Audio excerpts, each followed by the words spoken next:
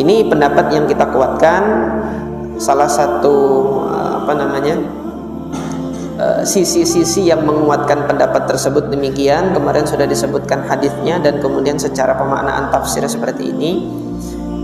Tinggal sekarang bagaimana kita bersikap dengan perbedaan yang ada ini ya. Berkali-kali saya sampaikan entah di majelis ini atau di majelis yang lain, untuk perkara yang mana para ulama berbeda seperti ini, yang sifatnya itu adalah yang rajih dan marjuh, sifatnya adalah yang kuat dan tidak kuat, antum pilih yang kuat pendapatnya, antum pilih yang lebih selamat. Kira-kira yang bisa menyelamatkan antum di akhirat itu yang mana, itu yang dipilih. Kemudian terhadap pendapat yang berbeda dengan antum, buka seluas-luasnya pintu toleransi. Itu cara saya dalam mengajar seperti itu. Saya nggak bisa mengatakan pilih ini saja, yang lain jangan dipilih, enggak. Yang kayak gitu tuh pilkada, yang kayak gitu tuh, pilih ini jangan pilih yang lain. Tapi yang demikian ini pilih yang satu, kemudian terhadap yang berbeda silahkan buka pintu toleransi selebar-lebarnya, dan tidak menjadikan perkara-perkara yang khilafiyah ijtihadiyah yang seperti ini sebagai standar untuk mengeluarkan seorang muslim dari koridor sunnah. Gak bisa. Antum pilih pendapat yang gak rajih, maka antum bukan ahlu sunnah. Gak bisa seperti itu.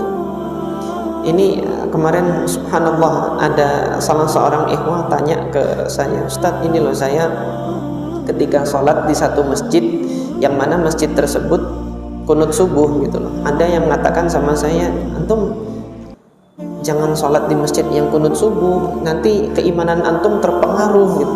Subhanallah, kenapa kok dibawa ke permasalahan keimanan gitu loh. Astagfirullah. Al-Imam Ahmad ibn Hanbal, beliau berpendapat kunut subuh bid'ah, karena mayoritas fuqaha Irak, dan Imam Ahmad di Baghdad itu Irak, memang berpendapat bahwasanya kunut subuh bid'ah.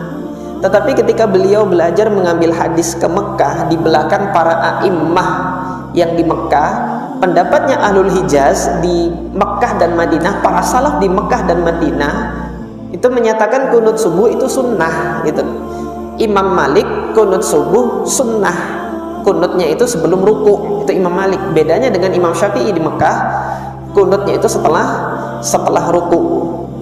Kenapa? Karena imam-imam sebelum mereka ini, para tabi'in sebelum mereka, kebiasaannya di situ memang menjadikan waktu i'tidal di sholat subuh itu adalah tempat yang mustajab untuk berdoa di situ, hingga kemudian mereka merutinkan untuk kunut subuh di situ.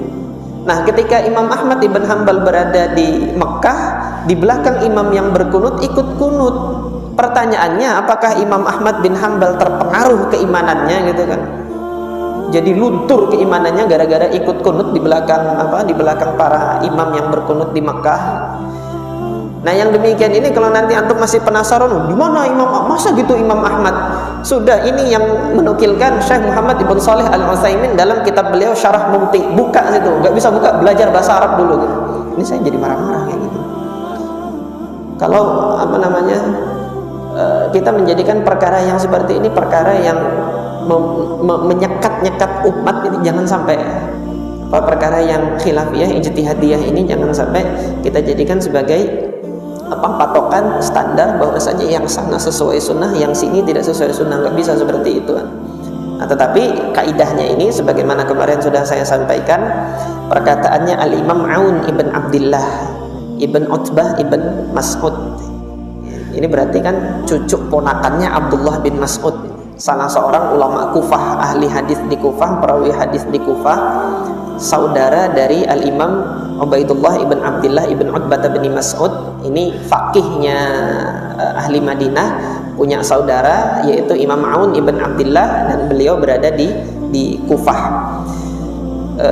Beliau salah seorang thiqatut tabi'in yang berada di Kufah. Beliau mengatakan, ma uhibbu anna ashaban nabiy sallallahu alaihi wasallam lam yakhtalifu. Saya itu tidak senang kalau sahabat Nabi itu tidak berbeda pendapat. Kenapa pertanyaannya kok seperti itu? Fa innahum idza ijtama'u ala syai'in fataraka rajulun tarakas sunnah. Karena ketika mereka itu sudah ijma', sudah bersepakat terhadap suatu perkara, kemudian ada seseorang yang tidak mengambil kesepakatan mereka itu, maka orang tersebut sudah dianggap telah meninggalkan sunnah. Wa in ikhtalafu fi syai'in, tapi sebaliknya ketika para sahabat itu masih khilaf, fa akhadahu rajulun, ada seorang yang mengambil salah satu pendapat sahabat tersebut gitu kan, akhadha sunnah, orang tersebut masih dianggap berpegang dengan sunnah, belum dianggap keluar dari sunnah. Maka berdasarkan perkataannya Imam Aun ibn Abdillah, nanti kalau antum tanya lagi di mana Ustaz dapat itu, ini saya sebutkan referensinya, diriwayatkan dengan sanad yang hasan oleh Al-Imam Ad-Darimi di dalam musnadnya.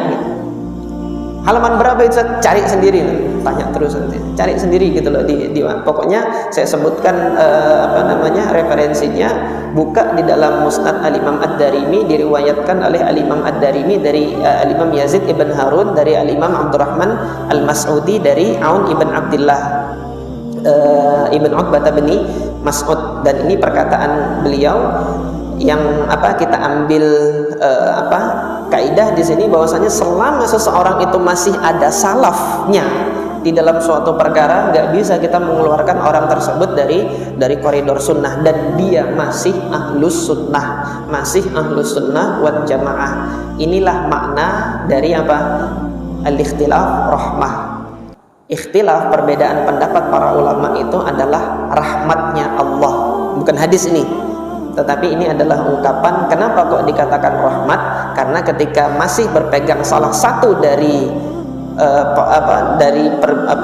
para ulama yang berpegang itu, Allah Subhanahu wa taala masih merahmatinya dan belum dikeluarkan dari koridor sunnah dan belum menjadi ahli bid'ah. Jadi nggak bisa dikatakan keimanan luntur gara-gara berpegang dengan salah satu dari pendapat para salaf itu, enggak. Mungkin ini yang saya sampaikan dalam kesempatan kali ini. Subhanakallahumma rabbana wa bihamdika asyhadu an la ilaha illa anta astaghfiruka wa atubu ilaik. Assalamualaikum warahmatullahi wabarakatuh.